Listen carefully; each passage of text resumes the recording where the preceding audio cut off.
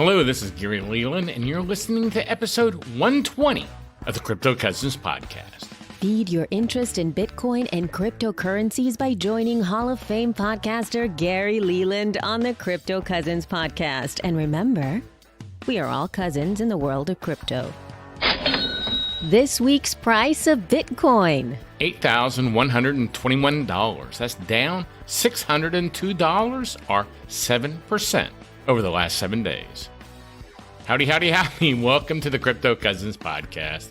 I hope you're doing well, and thank you for joining me on another episode. On today's show, I'm going to bring you another session from BitBlockBoom from the 2019 event. And this session is from Ton Vays, and that event was held in Dallas, Texas. I seem to be getting a lot of good impact from this, so we're going to keep it up, but I do have an interview next week, I believe, so we'll give it a switch up next week. But just in case you, like I say every week, have been listening under a rock and you're not familiar with BitBlockBoom, I'm going to tell you about it real quick. It's a real Bitcoin conference, and I say real because all we talk about is Bitcoin. We don't talk about altcoins or blockchains, just Bitcoin. The third BitBlockBoom conference will be in Dallas again, Dallas, Texas, and that's scheduled for August of 2020. We have a ton of great speakers already in the lineup, with more and more coming. If you go to the site and decide to buy a ticket, remember that you can use the code word COUSINS, COUSINS, at checkout, and you'll receive a 30% discount off the price of your ticket. So go to bitblockboom.com today and check that out. Now, as I said earlier, today's session is by Ton Vays. Ton is well known for his technical analysis in his videos on YouTube. Ton explains why Bitcoin will beat all of the shitcoins. So let's listen. I'm basically going to talk about why Bitcoin will basically eat all the shitcoins and why all of them are going away. And I'm going to point to some of the details. So the big graphic right there is my attempt to categorize all of the altcoin space and the ICO space. And I really wanted to do it as a 3-Venn diagram. Ended up being as a 4-Venn diagram. And now that everyone is slowly starting to merge mine with Bitcoin, because obviously they can't keep up the shroud, I might have to put a 5th one in here. But this is what we're working with for now. I always show the first screen of the white paper, just the abstract, just to remind people that what did Satoshi invent? Satoshi solved the double spending problem by inventing proof of work. The word blockchain was never seen in the Satoshi white paper. And where did the word blockchain came from? Well, it came from a little comment in the code where Satoshi said when they solve the proof of work, they broadcast the block to everyone and the block is added to the blockchain. That word wasn't important. In very early writings, it's referred to as a time chain, but the word blockchain has been basically ran away with, and now everything is a blockchain. So let's talk about proof of work, and this is where Safe's book starts to come in. People always say that mining is wasteful and how it's killing it will kill the world, and now mining is bigger than a small country, and soon it will be bigger than a medium country, and soon it will be bigger than a big country. And I'll just read a little footnote from that book. The question of whether Bitcoin wastes electricity is a misunderstanding of the fundamentally subjective nature of value. Electricity is generated worldwide in large quantities to satisfy the needs of consumers. The only judgment about whether the electricity has gone to waste or not lies with basically the consumer. So as long as the electricity goes to serve a purpose, it has not been wasted. And we really do need this purpose of having politically neutral money. The other thing that people don't realize is that Bitcoin was basically the combination of all of the technology that came before it. It wasn't something that randomly was created. So here's an email exchange from 2001, and I'm just going to read the very last part. Personally, I like the idea of Hashcash, if and only if it is structured like a real currency, as opposed to simply proof of work. In the real world, you pay for the resources used. In many cases, this should also apply to peer-to-peer and other computer systems. Of course, getting Hashcash workable as a real currency is extremely difficult. I've thought of a scheme that would work. Coins are signed by owner and can only be changed, signed to a different owner by the owner. Except you need a decentralized central database of all the Hashcash. that's been minted. Unworkable, shit, spend twice problem. So this was an attempt to solve this problem with proof of work in an email Saturday afternoon around noon, March 2001. Who wrote it? Peter Todd, at 15 years old, writing an email to Hafey. Okay, so after Bitcoin, when you see someone show up and say, I solved it, I solved all the problems, I think the first question I would like to ask is, what exactly were you doing at 15 on a Saturday afternoon? Because people a lot smarter than you have been working on this basically their entire life since they realized what the internet was. So you really want to keep in mind of where your developers came from and what they were doing before and what kind of things they were trying to solve. Satoshi also realized that this is going to be money and it's going to be critical. And one of the most important things to it is stability. Stability that things aren't going to move fast and break things, which is why in 2010, he wrote, the nature of Bitcoin is such that once version 0.1 was released, the core design was set in stone for the rest of its lifetime. This immutability is not a feature of the Bitcoin software, which is trivial to change for anyone with coding skills, but rather is grounded in the economics of the currency and network and stems from the difficulty of getting every member of the network to adopt the same change to the software. So now that we got the background on the Bitcoin tech out of the way, let's briefly talk about the money side of the equation. Again, Saifedean, I'm not sure where you want to sit, but referencing your book quite a lot here. And I already know what your next book's going to be about, so that's why there is a picture right there. A few quotes from the book about money. Hard money, by taking the question of supply out of the hands of governments and their economist propagandists, would force everyone to be productive to society instead of seeking to get rich through the fool's errand of monetary manipulation. International economic summits are convened where world leaders try to negotiate each other's acceptable currency devaluation, making the value of the currency an issue of geopolitical importance. For every other money, as its value rises, those that can produce it will start producing more of it, whether it's rice stones, seashells, silver, gold, copper, or government money. Everyone will have an incentive to produce more. Bitcoin is the hardest money ever invented. Growth in its value cannot possibly increase its supply. It can only make the network more secure, and it makes Bitcoin fundamentally different from every other money. All right, now that the background's out of the way, let's talk about everything that came after Bitcoin and how every other cryptocurrency thinks they are better and greater. I could have put hundreds more on here. I think I'll be new stuff came out. I don't have everything covered, but let's talk about the most popular ones that are just not going away. Let's go right into Litecoin. Litecoin is the silver to Bitcoin's gold. It must be true since it's written in the Bitcoin blockchain. So that's Charlie Lee. This is 2015, and I think that was stamped into the Bitcoin blockchain way before that, like 2011. I don't have a screenshot of that. And of course, everyone else is pointing to their own cryptocurrencies. Hey, if Litecoin is silver and Bitcoin is gold, then Monero is platinum. And we'll get to Monero in a minute. So what does that mean? Well, let's get a little more details from Charlie Lee. Bitcoin is gold, Litecoin is silver, and XRP are diamonds. I was really curious about the XRP are diamonds part and which direction he was going to go with that. Mr. Lee, the extreme centralization of XRP makes him share specific characteristics with the diamond market. First of all, centralization allows for some manipulation. Charlie Lee also commented. So at least he went in the right direction because they all have to compete with each other and they all have to, as neutral as Charlie Lee likes to be, he is calling Ripple more like diamonds because it's so centralized. I couldn't agree more. Everyone says how gold is manipulated. Well, to me, it's diamonds. I would love to see diamonds being traded in the futures market so I can also speculate on the price of diamonds.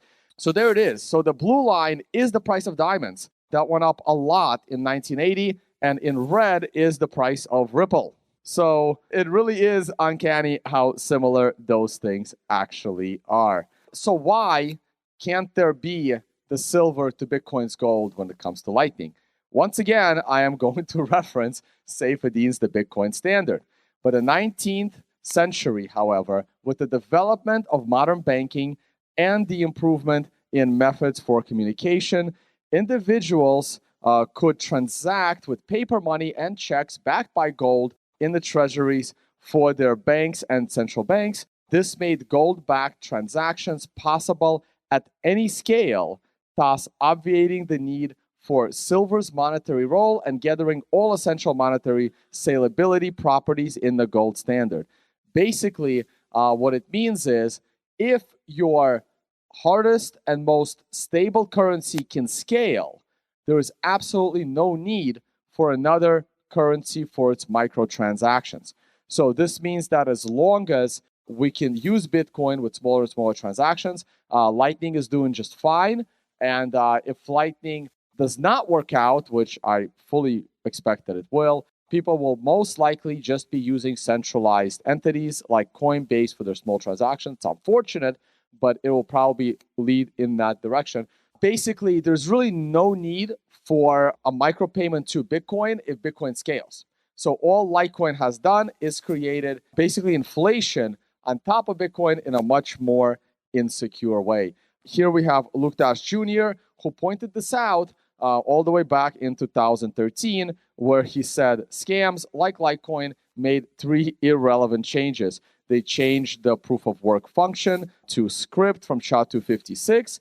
They created a faster block, but it's not really faster because it's less secure. So you need like 24 or more blocks to confirmations in order to get the same security as a couple of blocks in Bitcoin. And they created a larger supply of Litecoins, but there is more micro Bitcoin than there is Litecoin. So basically, he was able to point this out long ago. There's only for silver to Bitcoin's gold because Bitcoin is going to scale for smaller and smaller transactions. Now, let's talk about the privacy side of things. Everyone is hype on Monero, and Monero has lots of competition from Bean and Grin, and where else is there? Well, I think everyone knows by now that Dash isn't private, but they haven't figured that out yet. Zcash and many others. So I try to find as many buzzwords from the Bitcoin space that shows you of the things that are going to go into Bitcoin to create the fungibility and privacy for Bitcoin. From Schnorr signatures to Taproot, bulletproofs, CoinJoin, PainJoin, Graphroot. We already have wallets that are giving you privacy, Wasabi, Samurai. Lightning over Tor is supposed to be pretty private. And of course, the liquid sidechain, that's the one that's flying under the radar. A lot of people, since no one actually uses Monero for transactions, the best use case is, hey, I'm going to take my Bitcoin, I'm going to use a centralized exchange that knows who I am, I'm going to convert that into Monero, and then I'm going to convert that back into Bitcoin, and all of a sudden I have my privacy. Well, it's a lot better to do, maybe not today, but certainly by end of year. Take your Bitcoin, put them right into the liquid sidechain, convert them into liquid Bitcoin, let them sit in there for a little bit, mix around, and then you're good to go when you pull them back out right into Bitcoin. You take on zero exchange risk, you take on zero Bitcoin volatility risk, currency risk. So all of that is coming in. So why do we have all of these privacy coins? You know, the Zcash people testifying in Congress and all the rest. Well, it basically comes down to this. Oh my God, I've just coded the greatest privacy encryption protocol of all time. Well, you look at it and say, well, is it backwards compatible with Bitcoin? Can we add it as a soft fork? If you could, then it's probably going to get added, and Bitcoin will have privacy. So what happens when you can't? So when you come up with, say, Mimblewimble, that cannot be implemented on Bitcoin as a soft fork, what happens is someone says, I want to get rich. I'm going to take this interesting piece of code and I'm just going to monetize it. So if it's already been monetized, like ring signatures or Mimblewimble, it's a shitcoin. If it hasn't been monetized yet, it's a future shitcoin. And yes, I am talking to David Schramm on this one. It really doesn't matter how interesting your encryption code is for your messages if it can be added to Bitcoin. All you can do is just scam people by monetizing that piece of that line of code. It's unfortunate, but it is what it is. And this is one of the arguments I have when people say, well, wouldn't it be better if Bitcoin had encryption from the start right in the underlying protocol?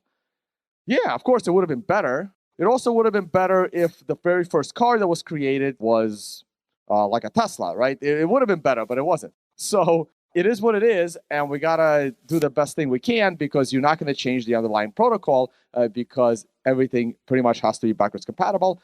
I can still potentially see a hard fork in Bitcoin, but only if the other option is it just dies. But if anything is even debatably debatable, never going to happen. And I think we all in this room know that. And so sticking with privacy coins for 200, we have Zcash. And again, they have to find a way to monetize it. Not only do you need to find a way to monetize the code by turning the code into what you think could be a currency, you also have to somehow make money. So here we have Zcash, which is collecting 20% of the mining reward, and they want the entire 20% in its first 4 years, where you have 80% goes to the miners, 3% is, of course, going to the Zcash Foundation, another 3% is going to the Zcash company. I'm not exactly sure what the difference is there. And then you have the remaining 14.2% going to Zuko and friends. And of course, since this thing has already been around for 3 years and continues to drop in price, the man's got to eat. Apparently making $3 million a week is not enough. And now you have to go out on another speaking tour and beg for more money. So you have to either create more inflation or you basically try to convince people that you need more money. We also have Dash. I used to have this series called Crypto Scam where I talked about them individually. Fluffy Pony helped me out on this one where he was basically writing up everything on Dash and how insecure it is and how they basically scam their way to existence. There's really no difference between an insta-mine and a pre-mine. Dash had lots of interesting things with it. It was called Xcoin when it launched. And strictly by accident, about like 5% of everything was created in the very, very early, just in the first few minutes. And then the next day, they decided they're not going to have 84 million coins. They're only going to have 21 million coins. And all of a sudden, it wasn't 5% that was created, but it was a lot more by percentage.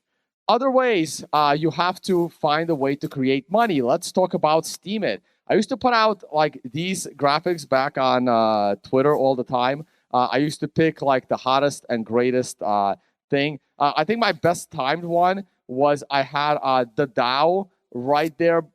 I tweeted that out with the DAO right before the Mount Stupid. And the DAO got hacked like 5 days later. So that was my best timed one. This is basically what happens when you start creating things.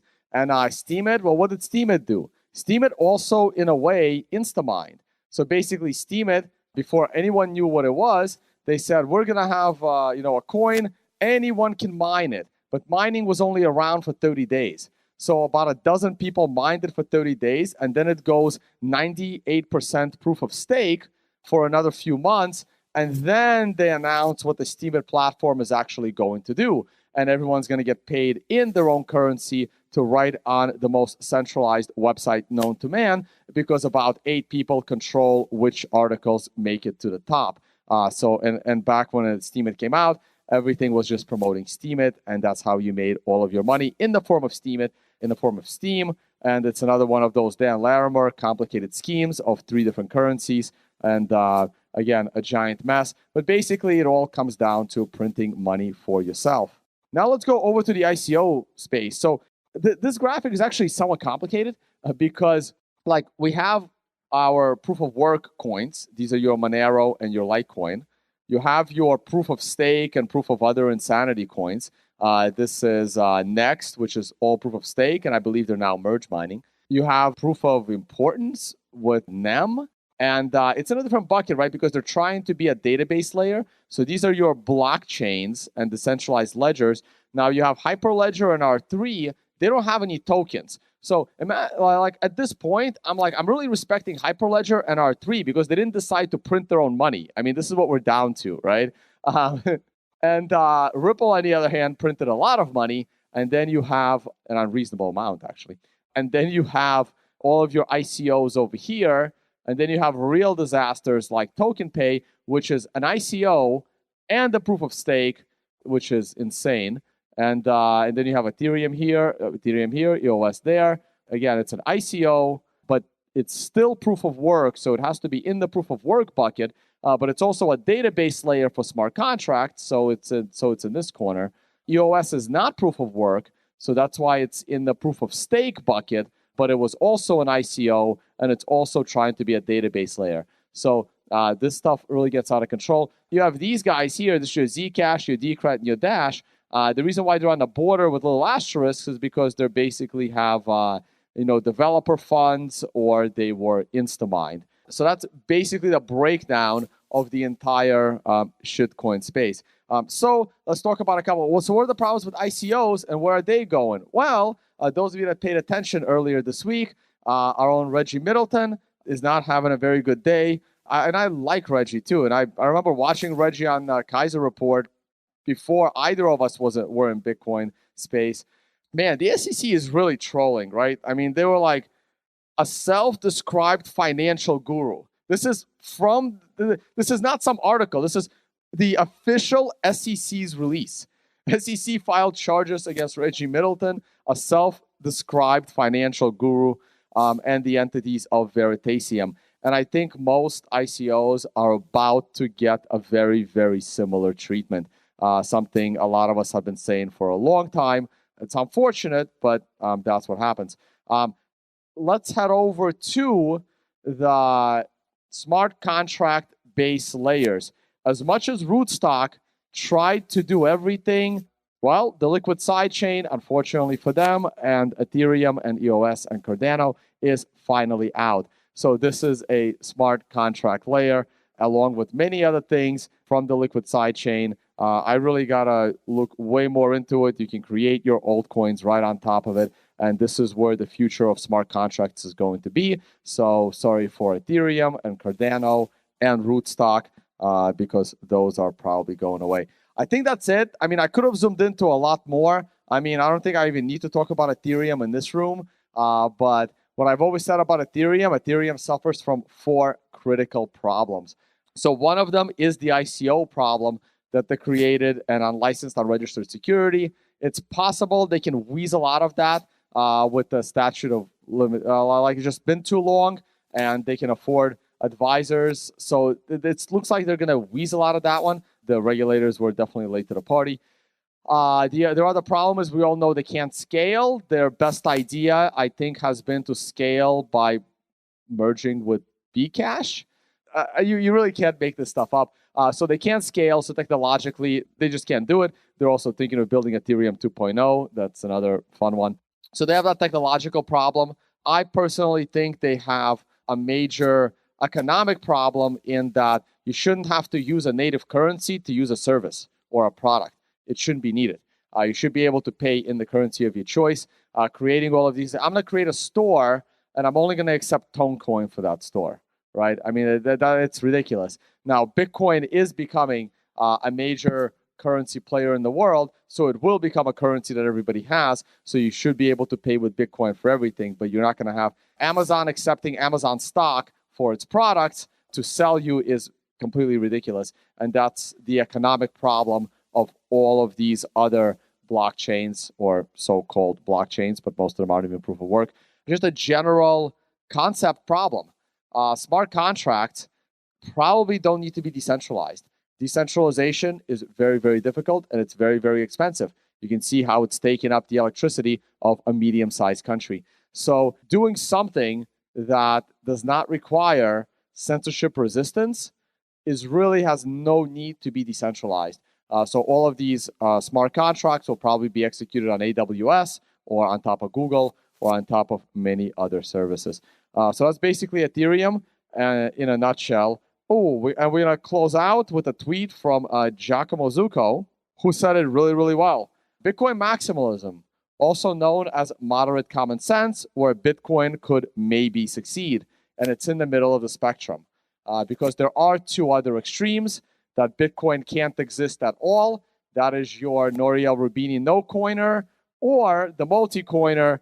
Bitcoin is infinitely replicatable. It's not that innovative. It's not important. and my clone is the best.